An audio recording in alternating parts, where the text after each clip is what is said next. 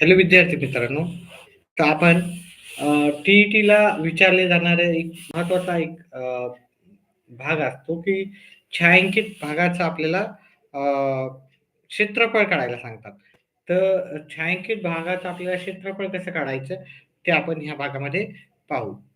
1च मिनिटाचा थोडासा वेळ घेऊन आपण 1 मिनिटात त्याच्यावर सुरुवात करू. ठीक आहे. छायांकित भागाचं आपल्याला क्षेत्रफळ कसं काढायचे, हे असे प्रश्न विचारले जातात. ठीक आहे. आकृतीमध्ये असे वेगवेगळे प्रश्न विचारले जातात.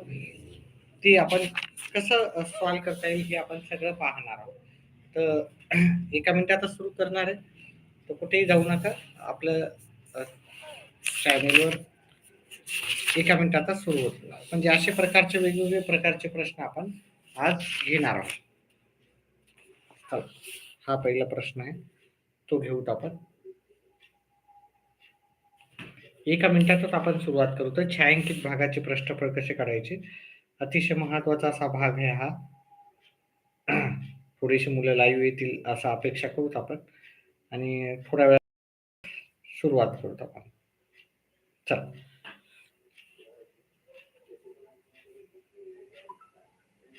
तर मी हे प्रश्न लिहून घेतो. तुम्हाला सांगतो.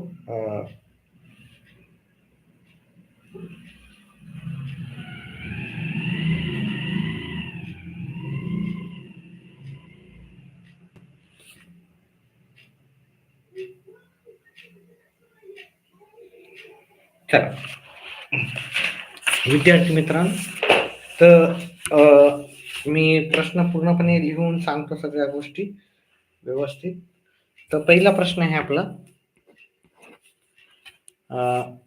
इथे प्रश्न दाखवतो म्हणजे कसं आहे, आपला तेवढाच वेळ वाचेल, की हा सोबतच्या आकृतीत हा प्रश्न आहे. दिसते का? व्यवस्थित दिसतंय का?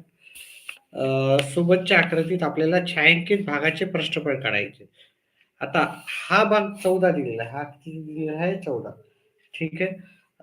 मग हा 14 दिलेला आहे. त्याच्यामुळं ह्या अ, वर्तुळाचा जो व्यास आहे, तो पण किती होणार आहे? 14. वर्तुळाचा व्यास किती होणार आहे? 14. ह्या 2 गोष्टी आपल्याला लक्षात ठेवायच्या आहेत.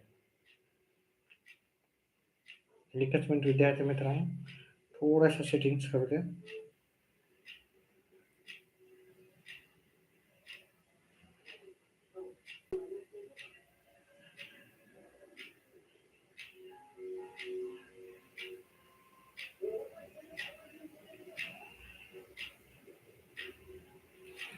चला. तर सोबतच्या आकृतीत आपण छायांकित केलेल्या भागाचे क्षेत्रफळ काढायचे होते. तर आपण पहिले काय करू, तर ह्या पूर्ण चौरसाचे क्षेत्रफळ काढू. चौरसाचे क्षेत्रफळ चौरसाचे क्षेत्रफळ बरोबर काय येणार आपल्याला? लांबी गुणिले लांबी. एलचा वर्ग किंवा लांबीचा वर्ग. लांबी गुणिले लांबी.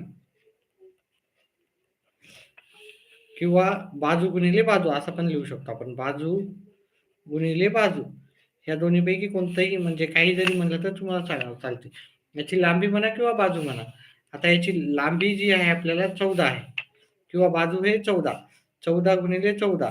14 गुणिले 14 तुम्हाला 14चा वर्ग माहीत असेल तर उत्तर लगेच येऊन जाते. त्याच्यानंतर जर आपण हे पाहिलं इथं,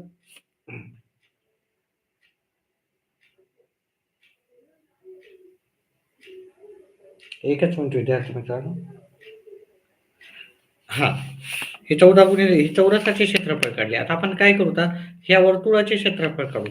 वर्तुळाचे क्षेत्रफळ बरोबर काय येणार आपल्याला? पाय आर वर्ग. ठीक आहे. पायची किंमत असते 22/7. आर वर्ग म्हणजे पहा, याचा हा व्यास वर्तुळाचा सेम आहे की नाही? वर्तुळाचा व्यास किती असणार? 14. मग त्याची त्रिज्या काय राहते? त्रिज्या काय राहते? व्यासाला जर 2 न भागितलं, म्हणजे आपण हे 14 ला 2 न भागितलं, तर आपल्याला त्रिज्या किती येणार? 7. म्हणजे आर वर्गाच्या जागी आपल्याला 7चा वर्ग ठेवावा लागेल. मग 7चा वर्ग म्हणजे 22/7 गुणिले 7 गुणिले 7 केलं की आपलं उत्तर येऊन जाईल. हे 7 कटले, हे 7 कटले. हे 22 गुणिले 7 येईल. 22 गुणिले 7 आपल्याला वर्तुळाचे क्षेत्रफळ येईल. 22 गुणिले 7, 7 दोन्ही 14. हात चाला 1, 7 दोन्ही 14 आणि 1 15.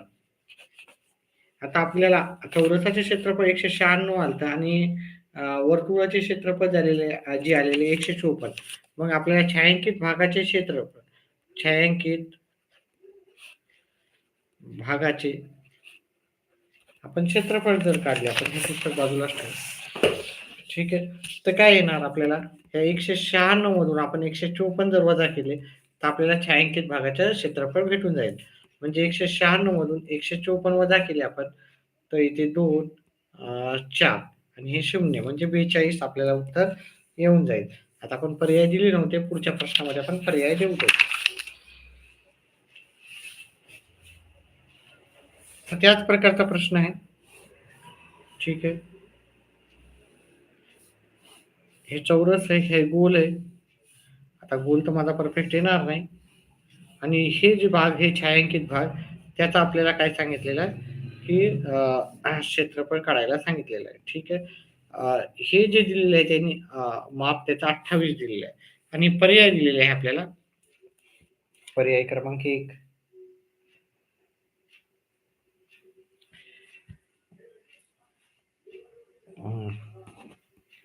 784. पर्याय क्रमांक 2 दिलेला आहे आपल्याला 168. पर्याय क्रमांक 3 दिलेला आहे आपल्याला 476 आणि पर्याय क्रमांक 4 दिलेला आहे आपल्याला 452.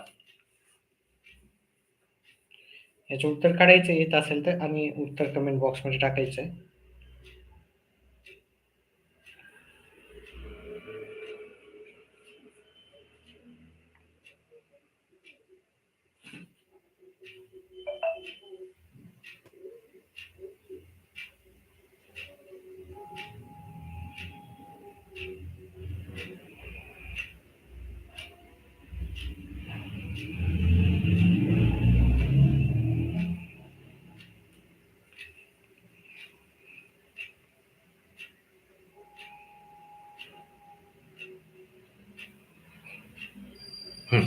चला उत्तर करू त्याचे. आता पहा, हे आपण पहिले चौरसाचे क्षेत्रफळ काढून घेतात. चौरसाचे क्षेत्रफळ, आता छायांकित भागाचे क्षेत्रफळ म्हणजे चौरसाचे क्षेत्रफळ, चौरसाचे क्षेत्रफळ वजा वर्तुळाचे क्षेत्रफळ, वर्तुळाचे क्षेत्रफळ म्हणजे आपण हे पूर्ण चौरसाचे काढून त्याच्यामधलं हे वर्तुळाचं वजा करून म्हणजेच आपल्याला छायांकित भागाचं क्षेत्रफळ भेटून जाईल. मग चौरसाचे क्षेत्रफळ म्हणजे काय राहते, बाजू गुणिले बाजूचा वर्ग किंवा बाजू गुणिले बाजू. म्हणजे इथं बाजू किती आहे, 28 आहे.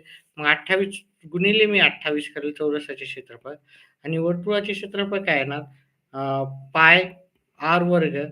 ठीक आहे. आता इथं आर ची किंमत काय असणार, इथं पहा, हा इथून एवढा भाग काय झालेला आहे, इथून एवढा भाग आपल्याला हा 28 भाग आहे आणि ही काय आहे, हे व्यास आहे. ठीक आहे. आणि हे इथून एवढीच जर बाजू पाहायची तर ही 14 येणार, ही त्रिज्या आहे आपली. मग आपल्याला आरच्या जागी काय घ्यावं लागेल, 14. 28 गुणिले 28, 28 चा वर्ग येते 784 वजा 22/7 गुणिले 14 गुणिले 14. आर चा वर्ग म्हणजे 14 चा वर्ग, 14 चा वर्ग म्हणजे 14 गुणिले 14. आता जर आपण हे पाहिलं, 7 एक 7, 7 दोन्ही 14. आता ह्या तिघांचा जर गुणाकार केला म्हणजे 22 गुणिले 2 गुणिले 14, 22 गुणिले 2 44 गुणिले 14 केलं.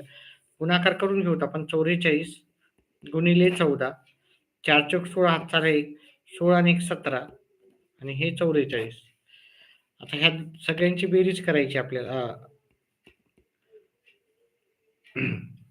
616 म्हणजे 784 वजा 616 जर केला आपण, तर वजाबाकी करू.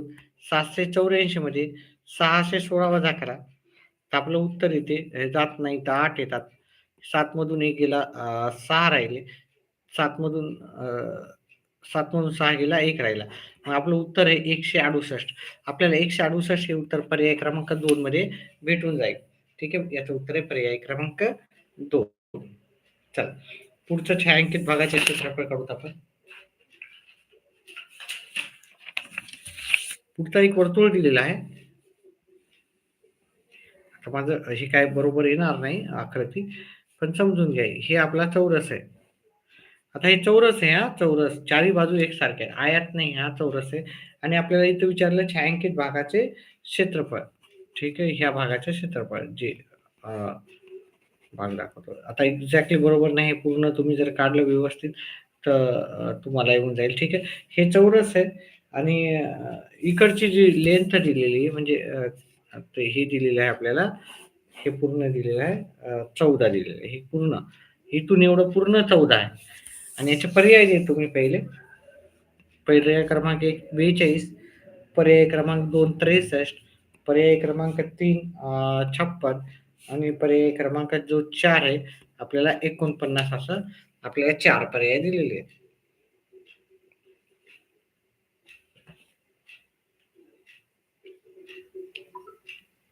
एकच मिनिट विद्यार्थी मित्रांनो.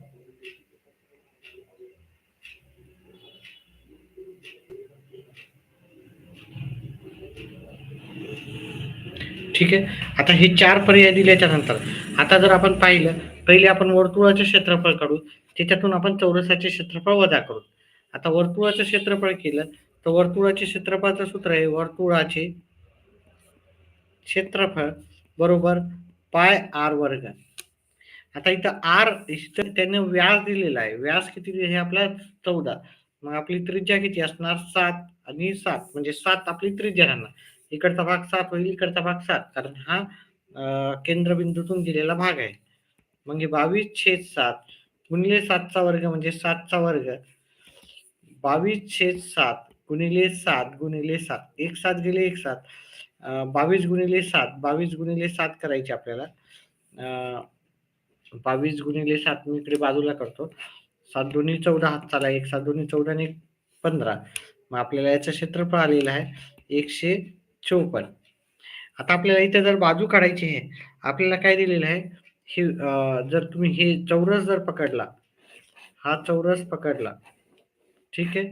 आणि हा चौरस पकडल्याच्या नंतर हे काय आपल्याला हा कर्ण आहे. आपल्या चौरसाची बाजू नाही दिली.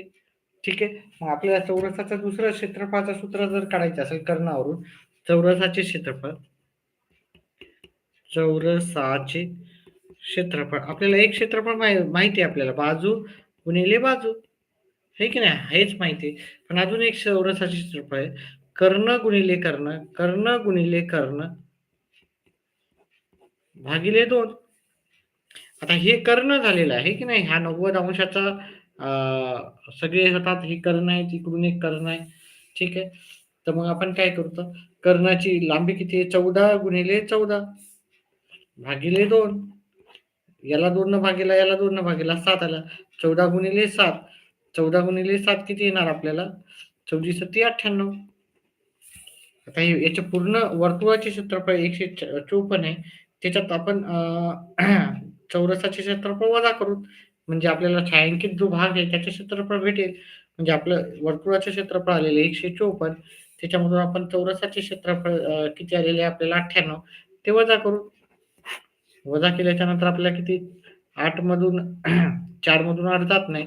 याच्यातला एक कमी करून इथे घेतला. 14 मधून 8 गेले 6 राहिले. 4 मधून 9 जात नाही. याच्यातला एक कमी करून इथे घेतला. 14 मधून 9 गेले 5 राहिले. हे झालं उत्तर 56. 56 हे उत्तर आपल्याला पर्याय क्रमांक 3 मध्ये भेटून जाईल. चला पुढचा प्रश्न घेऊत आपण.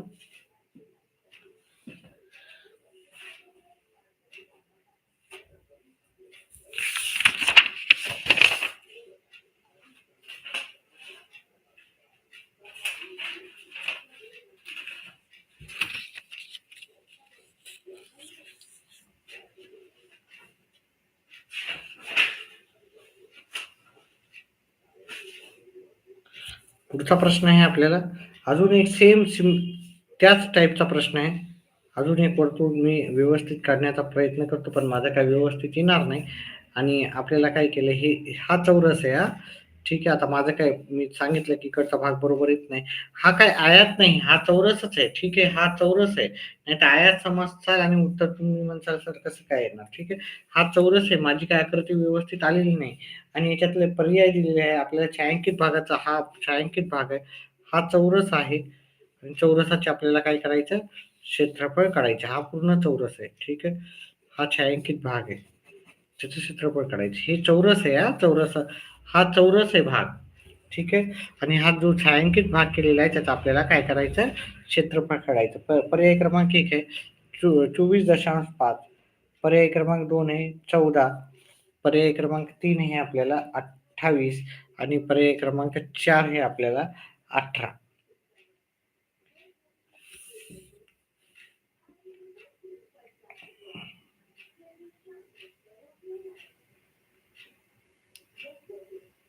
चला आपण याचं उत्तर काढूत आपण.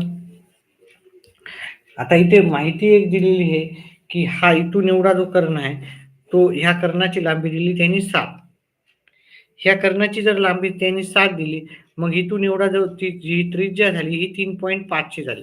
त्रिज्या किती आहे? 3.5. आता आपण पहिले काय करू तर वर्तुळाचे क्षेत्रफळ काढू. त्याच्यातून आपण हे चौरस दिलेले आहे त्याचे क्षेत्रफळ वजा करू. वर्तुळाचे क्षेत्रफळ बरोबर काय येणार? पाय आर वर्ग. पायची किंमत इथे आहे 22/7 घेतली आणि आर चा वर्ग म्हणजे 3.5 चा वर्ग केला आपण. 3.5 चा वर्ग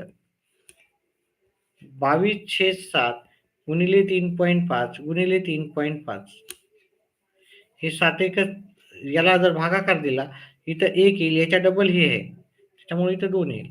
मग हे 1 याला 2 न भाग दिला इथे 11 आले.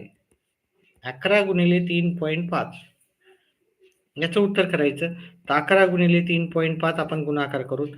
हे 5 हे 5 हे 3 हे 3 5 8 3 दशांशा नंतर एक अंक असल्यामुळे आपण इथं इकडून एक सोडूत आणि इथं दशांश देऊ. हे झाले 38.5. आता आपल्याला हे वर्तुळाचे क्षेत्रफळ आलेले आहे. पुन्हा सांगतो हे आयत सारखं दिसत जरी असेल तर मी हाताने ड्रॉइंग केलेली आहे. हा चौरस आहे. आता चौरसाचे क्षेत्रफळ आपल्याला जसं सांगितलं मी याच्या आधी पण सांगितलं होतं आताही सांगतो. चौरसाचे क्षेत्रफळ हे इथे बाजूचा वर्ग म्हणजेच बाजू गुणिले बाजू किंवा आपल्याला हे दिलं नसेल याचा कर्ण दिलेला आहे. चौरसाचा कर्ण दिलेला आहे किंवा म्हणजेच ऑर कर्ण वर्ग भागिले 2. आता कर्ण आहे इथे 7 जे 7 चा वर्ग भागिले 2 करायचा. 7 चा वर्ग 49 येतं. 49 भागिले 2 केलं हे ते 24.5. आता आपल्याला काय करायचं हे वर्तुळाचं जे क्षेत्रफळ आहे त्याच्यातून हे चौरसाचे क्षेत्रफळ वजा केलं तर आपल्याला छायांकित भागाचं क्षेत्रफळ भेटून जाईल. म्हणजे 38.5 वजा 24.5 आपण हे केलं तर उत्तर येते आपल्याला 14.0. 14.0 हे आपल्याला पर्याय क्रमांक 2 मध्ये 14 म्हणजे 14.0 हे पर्याय क्रमांक 2 मध्ये उत्तर भेटून जाईल.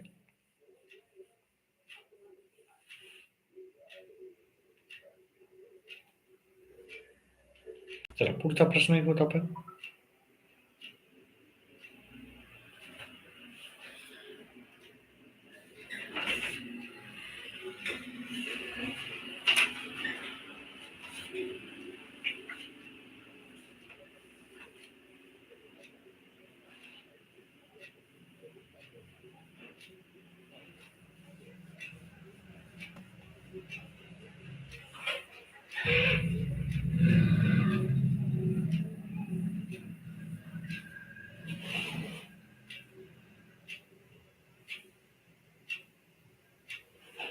एकच मिनिट.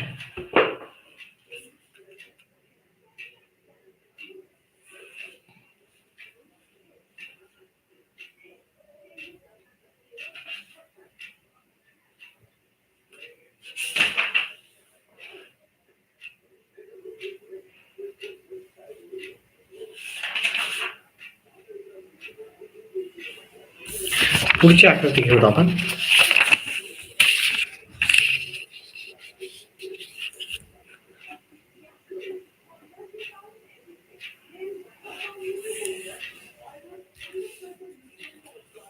आपल्या इथे एक चौरस दिलेला आहे. ही आकृती पुढे केलेली आहे आणि आपल्याला काय केलेलं आहे हे इथलचं दिलेलं आहे आणि आपल्याला काय सांगितलं हा रेखांकित भाग दिलेला आहे.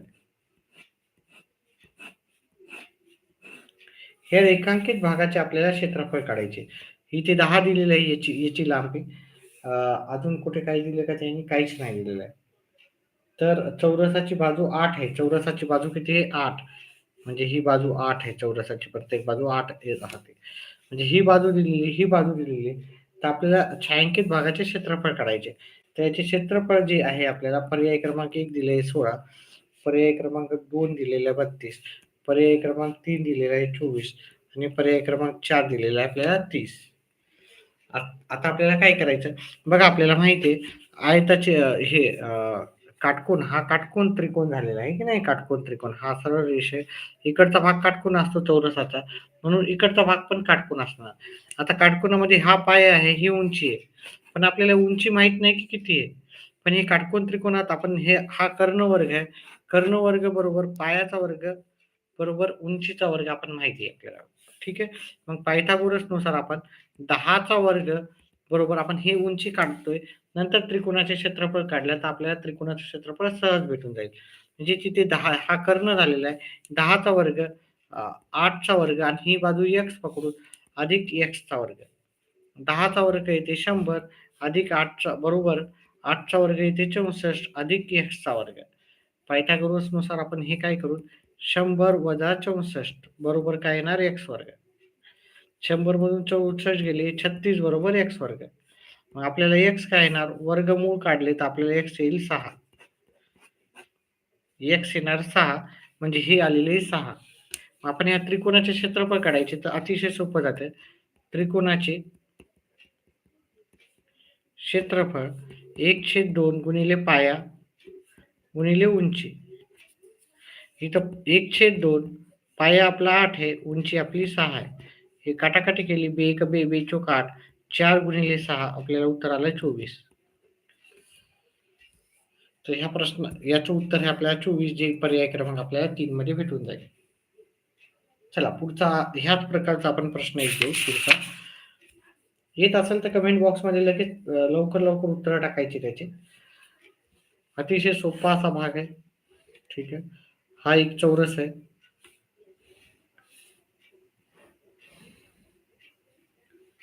हे 13 दिलेले आहे. ठीक आहे. आणि आपल्याला याचं जे आहे क्षेत्रफळ विचारलेलं आहे. रेखांकित भागाचं क्षेत्रफळ विचारलं. आपला टॉपिकच आहे रेखांकित भागाचं क्षेत्रफळ किती आहे? तर हे 12 आहे. हे 12 आहे. आहे की नाही? पण हे एकच 12 दिले तर आपल्याला हे सगळ्याच 12 देणार. याचे पर्याय देऊन टाकतो मी पहिले.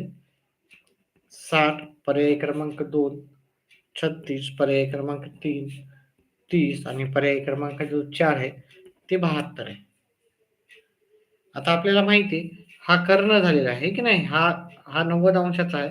आपल्याला पायाचा वर्ग आणि उंचीचा वर्ग. ही उंची आपल्याला माहीतच नाही. हा पाय आहे गृहीत उंची माहित नाही, पण आपल्याला उंची काढायची. ह्यात काटकोन त्रिकोण आहे. काटकोन त्रिकोणात आपल्याला कर्ण वर्ग बरोबर पायाचा वर्ग म्हणजे 13चा वर्ग बरोबर 12चा वर्ग आणि आपल्याला ही बाजू माहित नाही त्याला x चा वर्ग पकडून आपण.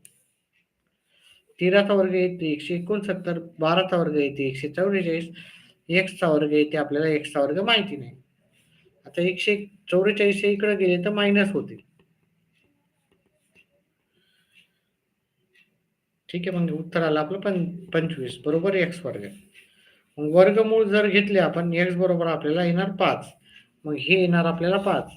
मग आता आपल्याला त्रिकोणाचे क्षेत्रफळ काढता येईल. त्रिकोणाचे क्षेत्रफळ 1/2 गुणिले पाया गुणिले उंची. 1/2 गुणिले पाया आपला 12, उंची 5 आहे. बे एक बे, बे सक 12, 5 गुणिले 6 आपलं उत्तर येते 30. 30 हे उत्तर आपल्या पर्याय क्रमांक 3 मध्ये भेटून जाईल. अशा प्रकारे आपण एक छोटासा टॉपिक घेतला. याच्यावर आधारित जे प्रश्न आहेत अजून प्रश्न आपण उद्याच्या क्लासमध्ये घेऊ. व्हिडिओ आवडल्यास व्हिडिओला लाईक आणि चॅनलला सबस्क्राईब करा.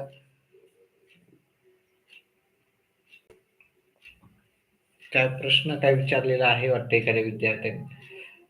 काय प्रश्न आहे? शीतल घुलेकरचा प्रश्न आहे. त्रिकूटने कसं काढायचं? त्रिकूटने कसं काढायचं म्हणजे त्रिकूट म्हणजे काय? याच्यामध्ये पायथागोरस त्रिकूट जर माहित असेल ना तर त्रिकूट कसे काढायचे ते तुम्हाला सांगतो. ठीक आहे. पहा पायथागोरस त्रिकूट तुम्हाला जर माहितीच पाहिजे तर गुगलवर पण भेटून जातील. ठीक आहे. आपल्याला 2, 3 आणि 5 हे पायथागोरस त्रिकूट आहे. ठीक आहे. त्रिकूट कोणते ते तुम्हाला माहित पाहिजे का? त्रिकूट विचारता का? त्रिकूट कसं काढायचं? त्रिकूट कसं काढायचं? का त्रिकूट कसं ओळखायचं? काय प्रश्न काय? त्रिकूट कसं काढायचं का त्रिकूट कसं ओळखायचं? मग त्याच्यानुसार आपण प्रश्न हे करू. त्रिकूट कसं काढायचं? डायरेक्ट आपल्याला त्रिकूट तर काढायला काही अवघड नसते पायथागोरसनुसार. त्रिकूट कसं ओळखायचं असा प्रश्न आहे का तुमचा? लवकर रिप्लाय करा. त्रिकूट कसं ओळखायचं असं आहे ना? चला. तर त्रिकूट कसं ओळखायचं मी तुम्हाला सांगतो. एक प्रश्नच घेतो मी. त्रिकूट पायथागोरस त्रिकूट कसं ओळखायचं? याच्यावर आधारित आपला व्हिडिओज आहे. मी भरपूर प्रश्न केलेले आहेत पायथागोरसच्या त्रिकुटावर आधारित. पण आता मी तुम्हाला एक प्रश्न घेतो. पुस्तकातलाच घेतो जसं तसं. एकच मिनिट. 5 मिनिटात तुमचा डाऊट क्लिअर होईल.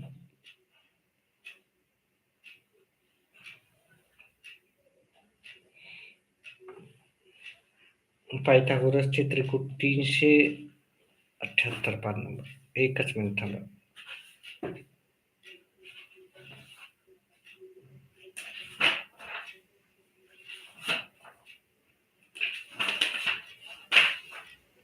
याच्यावर आधारित आपण आधीच प्रश्न घेतलेले आहेत.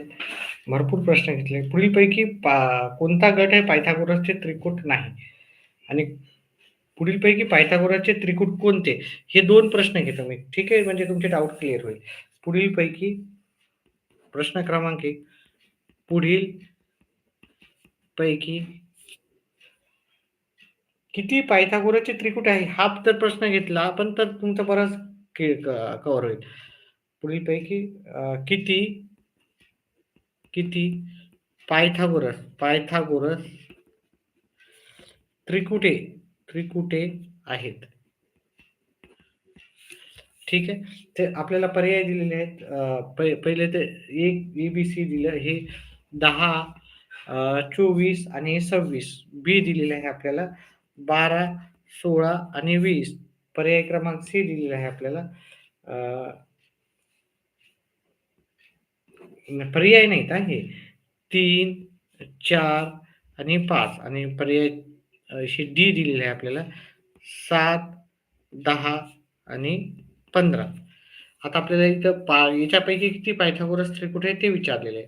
मग इथं आपल्याला पर्याय दिलेले आहेत. 1 पायथागोरस त्रिकुट आहे ह्याच्यामध्ये. पर्याय क्रमांक 2 मध्ये 2 पायथागोरस त्रिकुट आहे ह्याच्यामध्ये. पर्याय क्रमांक 3 मध्ये 4 पायथागोरस त्रिकुट आहे आणि पर्याय क्रमांक 4 दिलेला आहे आपल्याला ह्याच्यात 3 पायथागोरस. म्हणजे ह्याच्यात किती पायथागोरस त्रिकुट हे आपल्याला विचारलेलं आहे. मग आता पायथागोरस त्रिकुट आहे कसं ओळखायचं? पहिले हे जर आपण घेतलं 10, 24 आणि 26 ह्या 3 संख्या घेतल्या. ह्याच्यातली सर्वात मोठी बाजू कोणती आहे? आपल्याला 26 ही बाजू आहे. आहे की नाही? मग आपल्याला 26 चा वर्ग करायचा. 26 चा वर्ग किती येतो? 676. आता 26 ही सगळ्यात मोठी बाजू होती. त्याचा वर्ग केला आपण 676 होता आणि बाकीच्या 2 बाजू आल्यात म्हणजे 10 चा वर्ग करायचा आणि 24 चा वर्ग करायचा. 10 चा वर्ग आणि 24 चा वर्ग. 10 चा इथे वर्ग 100, 24 चा इथे 576. ह्या दोघांची बेरीज किती आली? 676.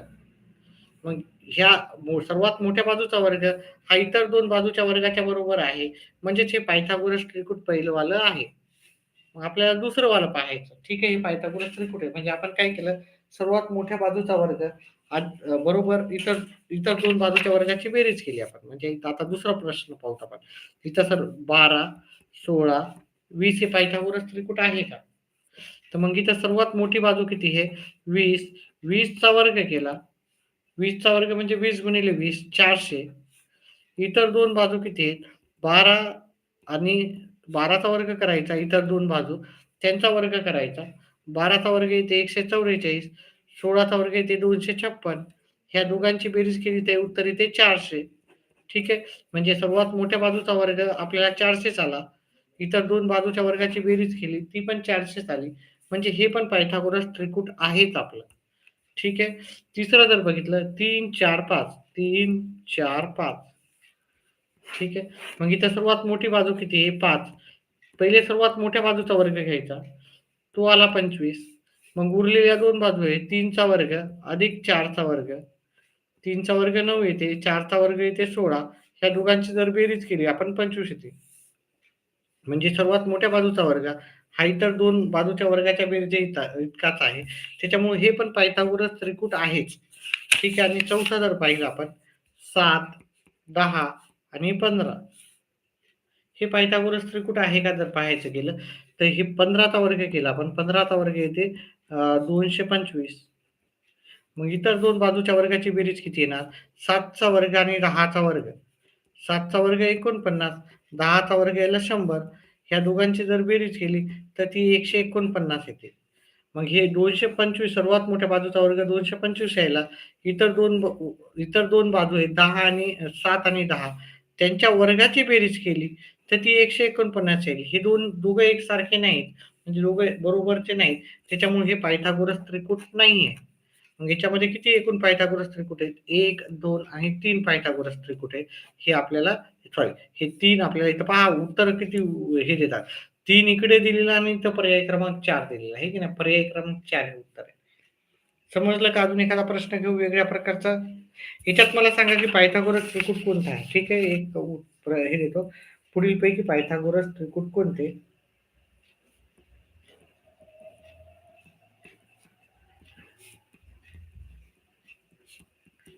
गोरस त्रिकूट कोणते? एका विद्यार्थ्याचा डाऊट होता. त्याच्यामुळे आपण तो विद्यार्थ्याचे डाऊट आपण समजून सांगण्याचा प्रयत्न केला. बाकी विद्यार्थ्यांना पण सांगतो. कारण नंतर पण येतात भरपूर जण पाहतात आणि त्यांना वाटतं की काय बोलणं चालू आहे वगैरे. समजलं असेल तर व्हिडिओला शेअर करत जा जास्तीत जास्त आणि आपल्या चॅनलला फॉलो करा. आणि जे डाउट्स आहेत ते 100% तुमचे डाऊट क्लिअर करण्याचा गणिताचा आपण प्रयत्न राहतो आपल्या क्लासमध्ये तरी.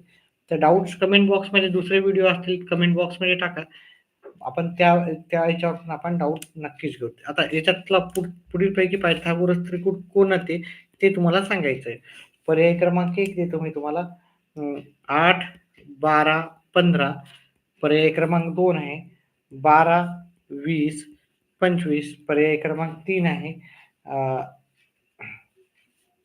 12, 16, 20 आणि पर्याय क्रमांक 4 आहे 20, 25, 30. ह्याच्यातलं मला पायथागोरस त्रिकूट सांगा जर समजलं असेल तर. ठीक आहे. चला हा शेवटचा प्रश्न अजून उद्या आपण जे उत्तर आहे तुम्ही कमेंट बॉक्समध्ये टाका आणि जे पण तुम्हाला डाउट्स असतील माझे व्हिडिओ आहेत भरपूर व्हिडिओ आहेत ते जाऊन पहा आणि आपल्या चॅनलला फॉलो करा येणारे व्हिडिओ पहा आणि व्हिडिओला शेअर करा. ठीक आहे. याचं उत्तर मला कमेंट बॉक्समध्ये तुम्ही टाकू शकता. ठीक आहे. हे जे पण उत्तर आहे त्याचं उत्तर जे पण येईल याचं उत्तर ते कमेंट बॉक्समध्ये नक्कीच टाका. व्हिडिओला लाईक करा, व्हिडिओ शेअर करा आपल्या मित्रमंडळींपर्यंत जास्तीत जास्त. व्हिडिओ पाहिल्याबद्दल धन्यवाद. शुभरात्री.